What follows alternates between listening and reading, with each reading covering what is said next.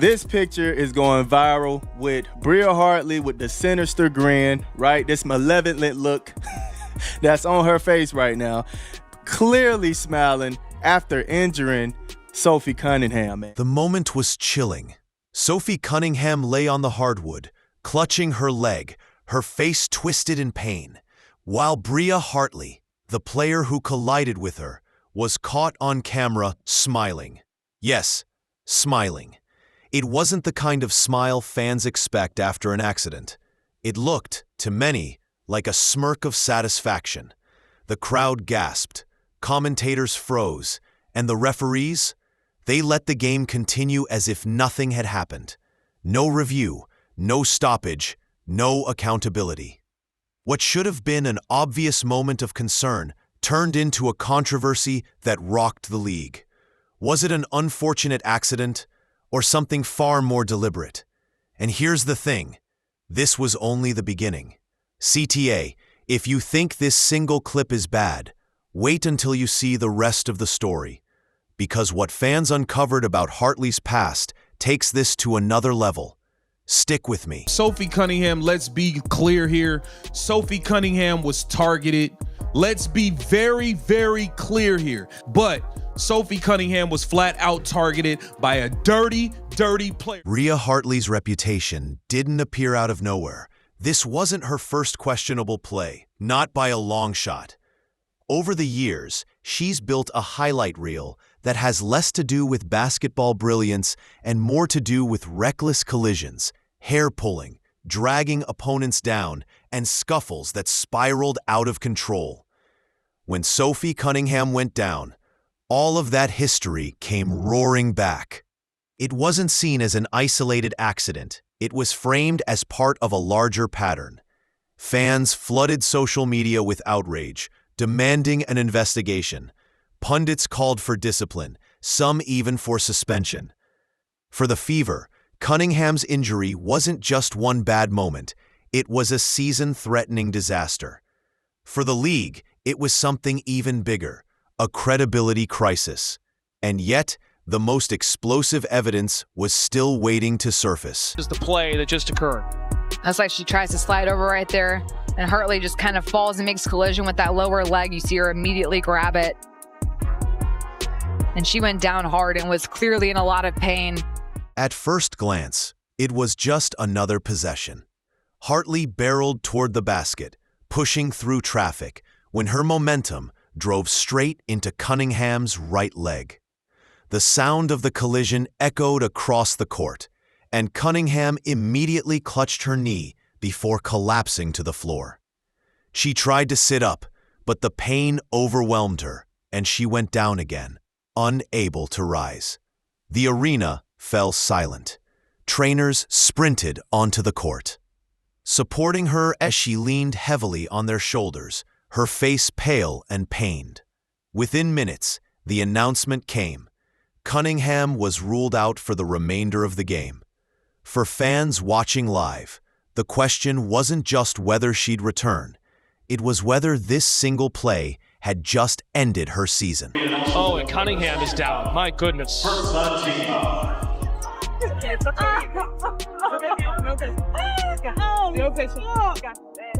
Timeout. Fever. Should be.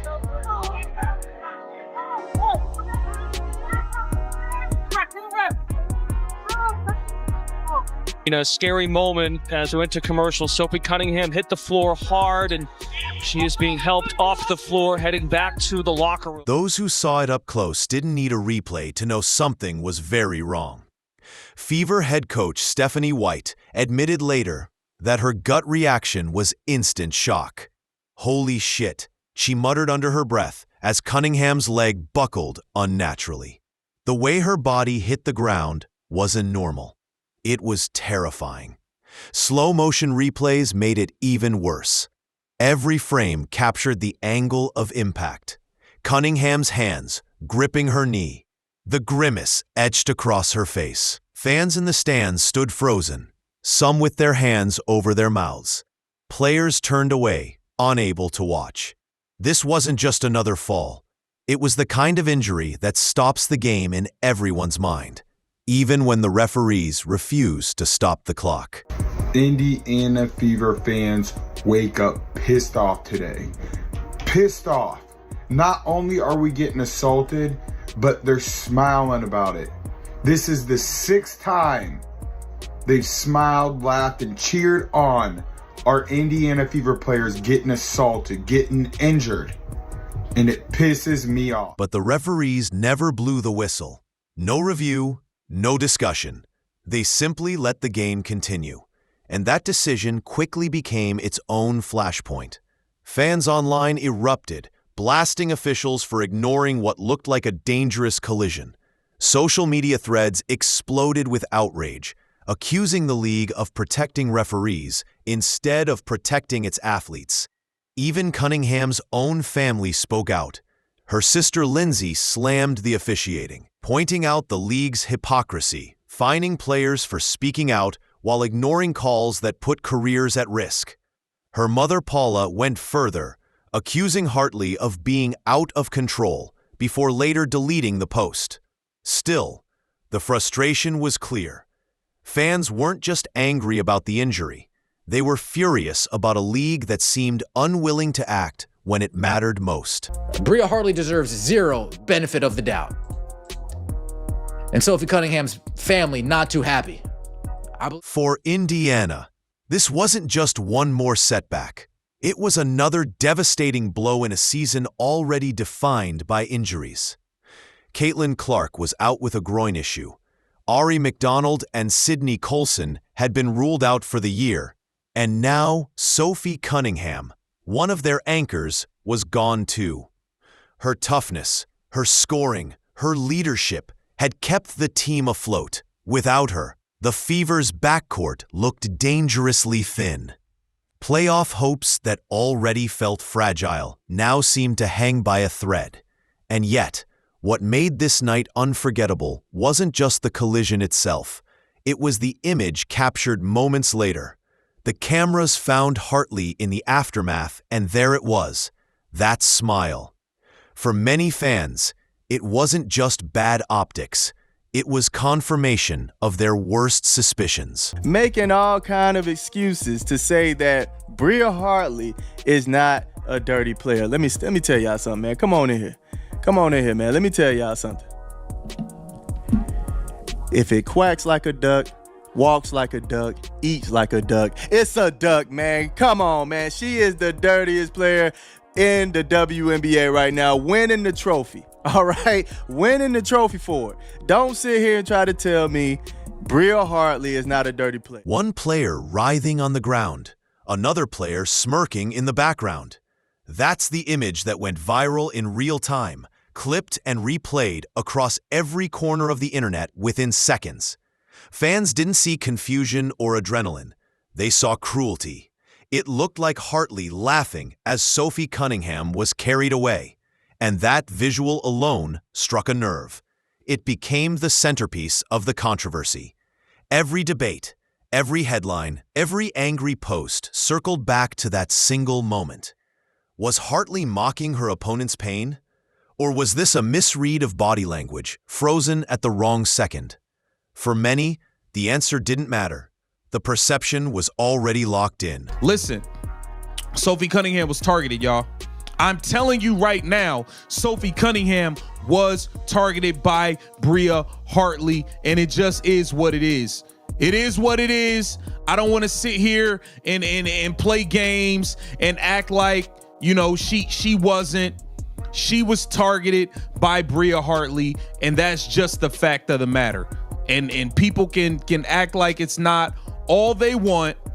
I told you guys this girl was a dirty player. And that's all she did today was show how dirty she is. The smirk wasn't just a bad look. It was a turning point. What had been a heated debate about a reckless collision suddenly had a face. Hartley's grin, at the exact moment emotions were highest, felt like proof for fans already convinced the hit wasn't accidental. Suspicion transformed into outrage. Analysts began dissecting the clip, frame by frame. Was she laughing? Was it nerves? Was it something more sinister? none of the explanations softened the reaction. That image didn't just intensify the controversy, it solidified it. Hartley's reputation, once questionable, was now being painted in bold, damning strokes. Now look, you can tell Bria Hartley, in my opinion, she launched herself into her knee. She did. And I've seen some of the reaction online, and guys, it's despicable. It really is. There's a lot of people celebrating this injury. And guess what? You can imagine who it is. It's members of the old WNBA fandom, the ones that root for Paige Beckers and Angel Reese and Asia Wilson and all the usual damn suspect. Context made it worse. If this had been another player, maybe fans would have given the benefit of the doubt. But Hartley's record spoke for itself. Clips resurfaced of her yanking Angel Reese's hair during a rebound, sparking fury on both benches. Another game showed her scuffling with Rebecca Allen, a confrontation that ended in ejection. These weren't isolated mistakes. They were incidents that added up, one after another, shaping a narrative. So when the smile surfaced, people didn't see an accident or a misunderstanding. They saw a pattern, and Hartley was at the center of it.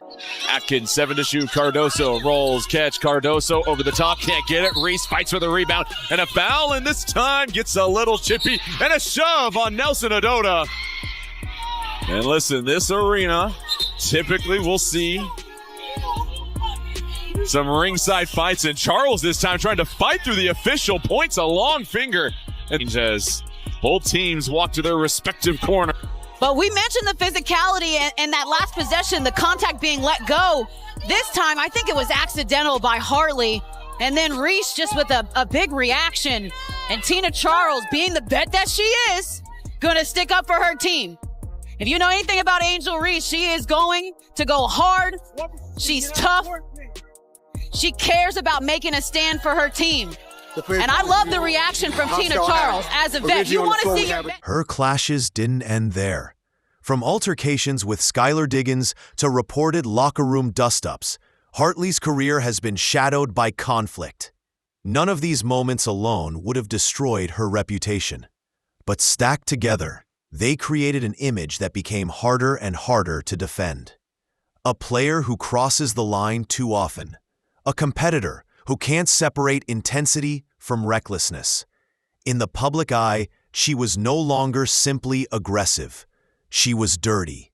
And once that label sticks, every smile, every shove, every glare is viewed under suspicion. This is Bria Hartley right here, grinning from ear to ear with Sophie Cunningham smiling. I mean, that's despicable, folks. There's no other way to look at it. Yeah, how about this right here? That chick grinning after Caitlin Clark got slammed to the ground.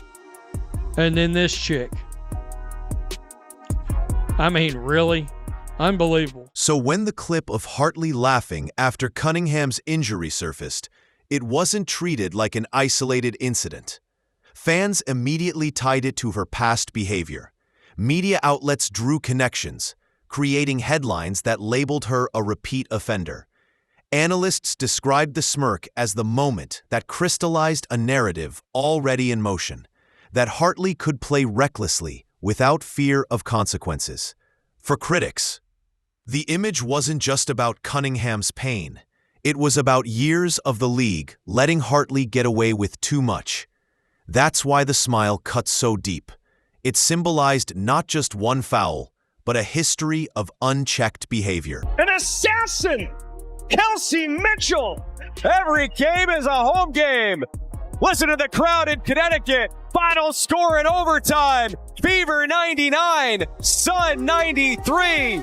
And Indiana completes the greatest comeback in franchise history. By the end of the night, the storyline was cemented. Sophie Cunningham was injured, the referees were accused of negligence, and Bria Hartley was branded as the villain with a smirk.